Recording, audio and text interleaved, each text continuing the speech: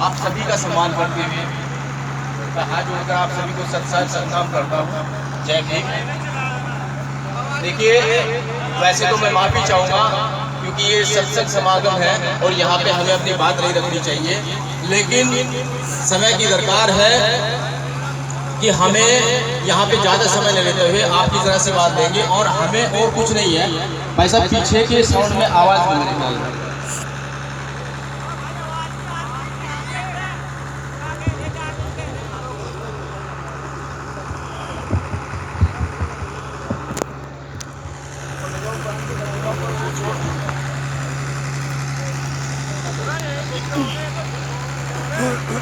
हो गया रहा कि हमारे बीच में जरा सी तालमेल की कमी थी, जिस कारण के हम लोगों के अभी तक आप लोगों के बीच में नहीं आ पाए। माफी चाहूंगा उसके लिए।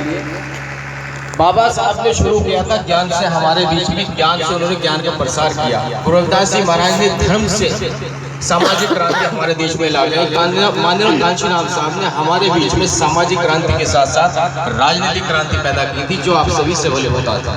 ऐसा कोई नहीं होगा यहाँ पे मौजूद जिसको पता नहीं होगा कि कांशीराम साहब के मिशन में क्या विशेषताएं थी। आप सब जानते हैं उस विषय में। मैं उस विषय में ले जाते हुए जनता देश संगठन के माध्यम से आप सभी के सामने सब 2 मिनट के समय चाहूँगा। आदरणीय पवन पिंकी शिंदे जी, हमारे राष्ट्रीय महासचिव, मैं धन्यवाद देना चाहूँगा पूरी टीम के साथ में। और धन्यवाद देना चाहूँगा कि आप सभी ने इस सत्संग समारोह में, परसागढ़ में जो सत्संग समारोह हो रहा है, इसमें आप सभी ने जो अपना कीमती समय निकाल करके हमें इस बीच में 2 मिनट का समय लिया, इसके आप लोग बहुत बहुत धन्यवाद। देखिए, जैसे अभी आदरणीय पवन पिंकी शिंदे जी ने बताया आप सभी को कि जनता देश संगठन पिछले 2 वर्षों से आप सभी के बीच में वही लड़ाई लड़ रहा है जो आप सब लड़ रहे हैं।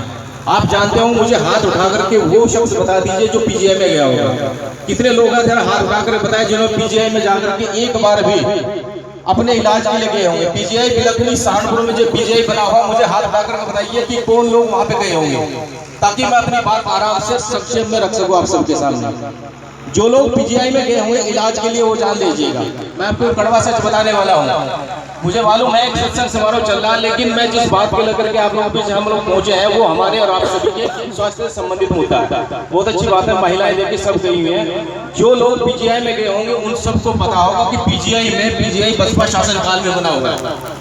जो लोग पीजीआई में गए होंगे उनको पता है कि बसपा शासन काल में बहन जी ने हमें यहाँ पे पीजीआई दिया था, ये सोच करके कि आम आदमी, गरीब आदमी, मजदूर आदमी 1 रुपये की पर्ची पर फ्री इलाज करा सके पीजीआई के अंदर में।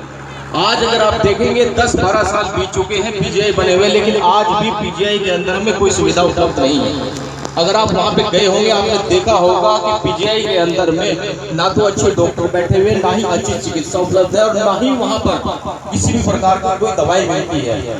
वहां पे क्या हो रहा है, जो लोग वहां पे गए होंगे आपको पता होगा कि पीजीआई के अंदर में ना तो कोई सुविधा उपलब्ध है। आप सोच के चलिए कि आज के समय में डिस्ट्रिक्ट सहारनपुर की अगर हम बात करते हैं कि डिस्ट्रिक्ट सहारनपुर जो कि एक मंडल है, डिस्ट्रिक्ट सहारनपुर की बात करते हैं 2011 की जनगणना के अनुसार में डिस्ट्रिक्ट सहारनपुर की संख्या 37 लाख के आसपास। अगर हम वर्तमान में आते हैं तो वर्तमान में जिला सहारनपुर की संख्या 50 लाख के आसपास पहुंच जाती है। अगर हम मंडल की बात करते हैं तो डिस्ट्रिक्ट सहारनपुर के अंदर में 3 जिले आते हैं, मुजफ्फरनगर, शामली और सहारनपुर। पीजीआई पूरे पश्चिम उत्तर प्रदेश को प्रभावित करता है। सोच के चलिए, ऐसा कोई घर, ऐसा कोई परिवार नहीं होगा जो आज पीड़ित नहीं होगा बीमारी से।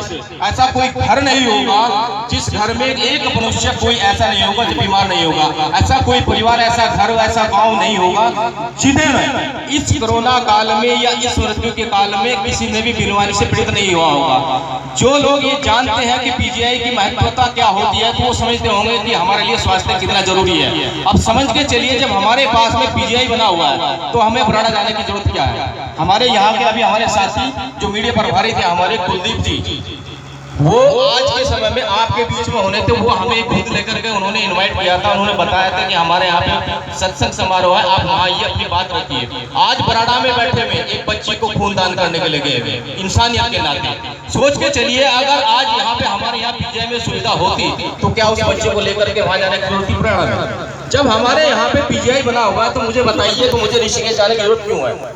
जब हमारे यहाँ पे पीजीआई बना हुआ है तो हमें दिल्ली जाने की जरूरत क्यों पड़ी? जब हमारे यहाँ पे पीजीआई बना हुआ है तो हमें चंडीगढ़ जाने के धक्के खाने की जरूरत क्यों पड़ी? सोच के चलिए, कि गरीब आदमी जिसका इलाज पीजीआई के अंदर में 1 रुपए के पर्ची पर फ्री कॉस्ट होगा, वो आदमी धक्के खाने के लिए दिन भर दिन रात दिन मेहनत करने के बाद में पीजीआई चंडीगढ़, दिल्ली, ऋषिकेश, जोलीग्रांट, बुराड़ा के चक्कर काटता फिरता है। अब सोच के चलिए, एक आदमी अगर आज प्राइवेट में जाएगा अपने हॉस्पिटल में इलाज कराने के लिए, उसकी कम से कम 500 रुपये प्राइवेट डॉक्टर की फीस है।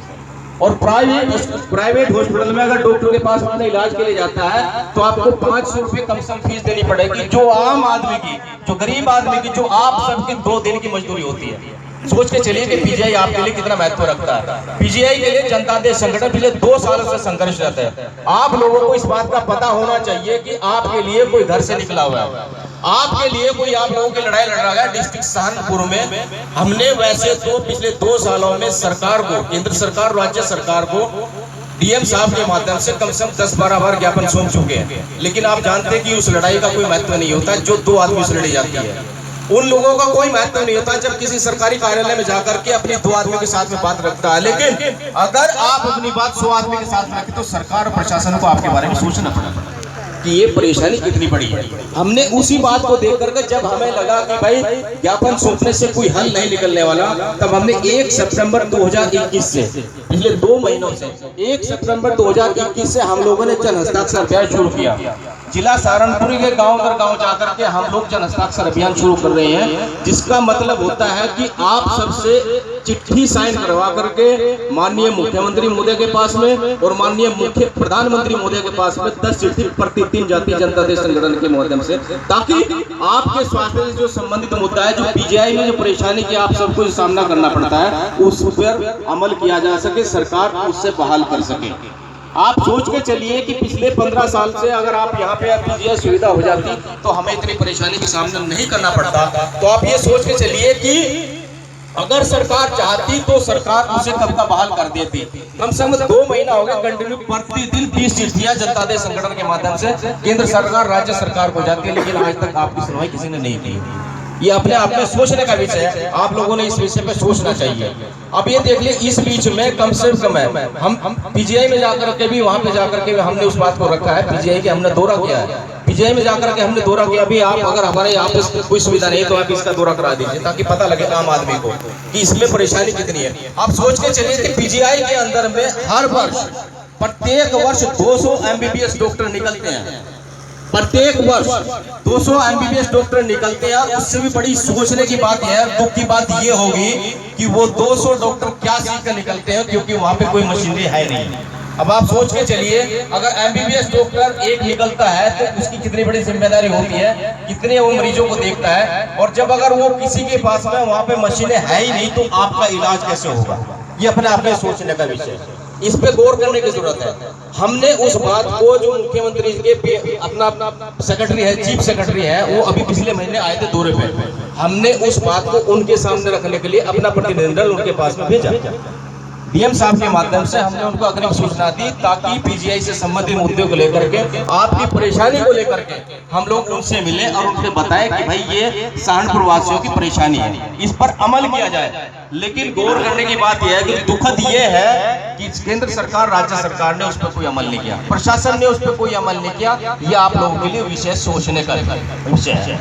जब हम पीजीआई का दौरा करने के लिए गए तो यहाँ पे जो प्रोफेसर बैठे हुए हैं, डॉक्टर अरविंद त्रिवेदी, जो इसके पीजीआई के संचालक है, जो इसके पूरे होलसेल इंचार्ज है, जब हमने उनके पास जाकर के इस बात को रखा तो उन्होंने भी इनकार कर दिया कि हम यहाँ किसी का दौरा नहीं करने देंगे, क्योंकि उनको पता है कि 1 रुपये के फ्री में इलाज होने वाली पर्ची की पोल खुलेगी। आप सबको इस चीज के बारे में सोचना होगा, और आप सबको आने वाले 25 नवंबर को, क्योंकि हम लोग इस बीच में 2 बार सांकेतिक धरना दे चुके हैं, क्योंकि अगर आप अपनी बात उनके पास रखेंगे तभी सरकार आपके हमारे बारे में सोचेगी, तभी हमारा फ्री में वहाँ इलाज हो सकेगा, तभी वहाँ पर जाकर के जो आपको चंडीगढ़, दिल्ली, बुराड़ा जाने की जो समस्या आप सबकी है, उस परेशानी से आजादी मिल सकेगी आपको। आप सब हमारे पास में 25 नवंबर को हम 1 दिन का सांकेतिक धरना रख रहे हैं। आप सभी से गुजारिश है कि इस मुहिम में आकर के आप अपना समय दें, 2 घंटे का समय जरूर निकालें, और आपने मेरी बात सुनी, हमारी बात सुनी, आप सबका इसके लिए बहुत बहुत धन्यवाद। जय भीम, नमो बुद्धाय।